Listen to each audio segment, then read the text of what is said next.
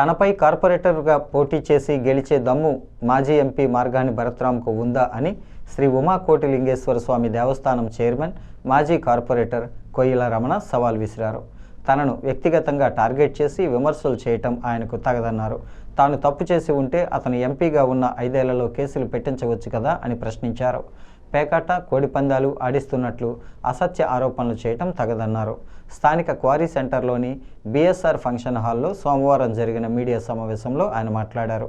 మాజీ ఎంపీ భరత్రామ్ తనను వైసీపీలోకి రావాలని ఆహ్వానించడం, 2 సార్లు మిథున్ రెడ్డి దగ్గరకు తీసుకెళ్లడం నిజం కాదా అని ప్రశ్నించారు. కానీ ఎన్ని ఇబ్బందులు వచ్చినా ఆదిరెడ్డి కుటుంబంతోనే ఉంటానని చెప్పానని, అందుకే కక్ష కట్టి తనపై లేనిపోని ఆరోపణలు చేస్తున్నారని విమర్శించారు. Aryapuram bank director Turakala Nirmala, TDP నాయకుడు బేసరి చిన్ని మాట్లాడుతూ అభివృద్ధి పేరుతో భరత్ చేసినదేమిటో అందరికీ తెలిసిందేనని అన్నారు. కూటమి హయాంలో చేస్తున్న అభివృద్ధిని చూడలేక ఎమ్మెల్యే వాసు ఆయన అనుచరులపై ఆరోపణలు చేయటం దారుణమన్నారు. స్థానిక టీడీపీ నాయకులు కేబుల్ మురళి, సందక లక్ష్మణరావు, కానేటి ప్రభుదాస్, బూర కల్పన, పలివెల నవీన్ బాబు, బంగారు తాతారావు తదితరులు ఈ కార్యక్రమంలో పాల్గొన్నారు.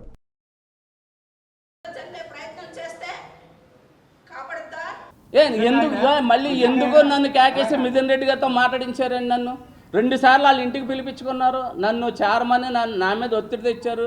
డిపార్ట్మెంట్తో కూడా పిలిపించి నన్ను చైర్మన్ చెప్పి నేను చేరలేదని కక్షతో నాతో ఇవన్నీ పెట్టి బురదలుతారు. నాకు 3 టౌన్కి ఫోన్ చేసి నాకు ఏమైనా కేసులు ఉన్నాయో తిరగేయమని చెప్పారు. నన్ను రౌడీ సీట్ కూడా ఓపెన్ చేయమని చెప్పారు. నాకేమన్నా అన్నీ తెలుసుకున్నారు కదా ఆయన, నాకేం కేసులు ఉన్నాయో నాకేమున్నాయో అన్ని ప్రయత్నాలు చేశారు ఆయన. అన్ని ప్రయత్నాలు కూడా కావాలంటే 2 సార్లు నన్ను వాళ్ళ ఇంటికి పిలిచి వాళ్ళ ఇంటికాడ కూడా సీసీ కెమెరాలు ఉంటాయి. మా ఇంటికి ఎంతమంది వచ్చారో, రోజు ఎంతమంది పంపించారో, జగన్ గారు వచ్చి ముందు రోజు కూడా నా ఇంటికి 10 మంది వచ్చారు. మల్లాపేటలో జగన్ గారి సమక్షంలో జాయిన్ అవ్వాలని చెప్పి అప్పుడు కూడా నేను అసలు కష్టమైనా నష్టమైనా నన్ను అన్ని విధాలుగా ఆదుకునే వాళ్ళు నా ఆదిరెడ్డి కుటుంబం అని చెప్పి నా ఆదిరెడ్డి కుటుంబంలోనే ఉన్నాను. లోకేష్ గారు రావట్లేదని పెట్టావు.